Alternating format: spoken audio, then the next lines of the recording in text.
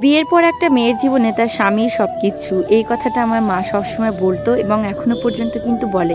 কিন্তু আজকে তোমাদের সাথে কিছু কথা আমি শেয়ার করব, কেননা আজকে আমার খুবই মানে এতটা কষ্ট হয়েছে যে তোমাদের সাথে কিছু না শেয়ার করে পারলাম না।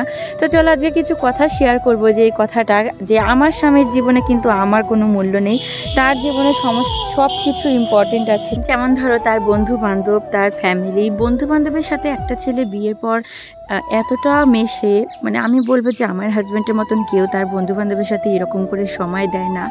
কেননা সকালে ঘুম থেকে ওঠার পরে তাদের ফোন আসবে, তাদের সাথে যাবে, দুপুরবেলায় তাদের সাথে যাবে এবং রাতের বেলা ঘুমানোর আগ পর্যন্ত তাদের সাথে আড্ডা দিয়ে বাড়িতে আসতে হবে। আর এটা হলো তার ডেলিকার রুটিন বাড়িতে আসার পর। তবে যখন আমরা পুনেতে থাকি তো তখন হয়তো তোমরা বলতে পারো যে বাড়িতে এসে একটু বন্ধুবান্ধবকে টাইম দেবে, এটা স্বাভাবিক। হ্যাঁ, এটা আমার শাশুড়ি বলে, কেননা সে কখনো তার ছেলের দোষ, এখনও পর্যন্ত আমার বিয়ে হয়েছে 4 বছরের মধ্যে কোনোদিনও আজ পর্যন্ত তার ছেলের দোষ ধরে না। সে সবসময় সে আমাকেই বলে।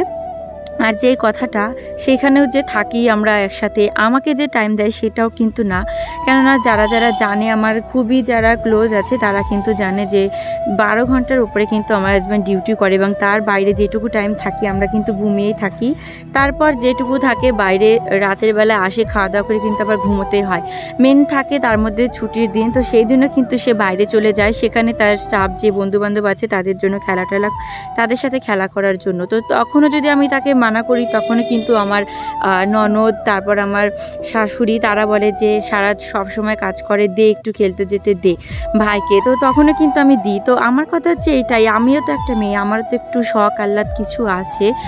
শুধুমাত্র বাইরে গিয়ে রইলাম আর এইখানে আমার তো মনে হয় যে সেখানে আমাকে শুধু রান্না বান্না করার জন্য নিয়ে যায় এবং এখানে তাদের যে নতুন বাড়িটা সেটা পাহারা দেওয়ার জন্য নিয়ে আসে। এবং যে কথাটা, আমার বাপের বাড়ি আসলে শ্বশুর বাড়ি সবার মুখ চুখ কালো হয়ে যায়, অথচ তাদের বাড়িতে গিয়ে তারা সবাই থাকবে পুরোনো বাড়িতে, গিয়ে নতুন বাড়িতে আমাকে কিন্তু একা থাকতে হয়। আমার হাজব্যান্ড আমাকে একটুও টাইম দেয় না। এখানে এসে হয়তো বিকেলে একটু ফুচকা খাওয়াতে নিয়ে যায় দোষটা ঢাকার জন্য, সেটা হয়তো 5 মিনিট কি 10 মিনিট এইরকম টাইম যেটুকু আমার সাথে থাকে, এইটুকুই ব্যাস, তাছাড়া কিন্তু কিচ্ছু না। সারাটা জীবন 4টে বছর বিয়ে হয়েছে, তার জন্য আমার শুধু ওয়েট করতে করতে সময়গুলো কেটে যায়।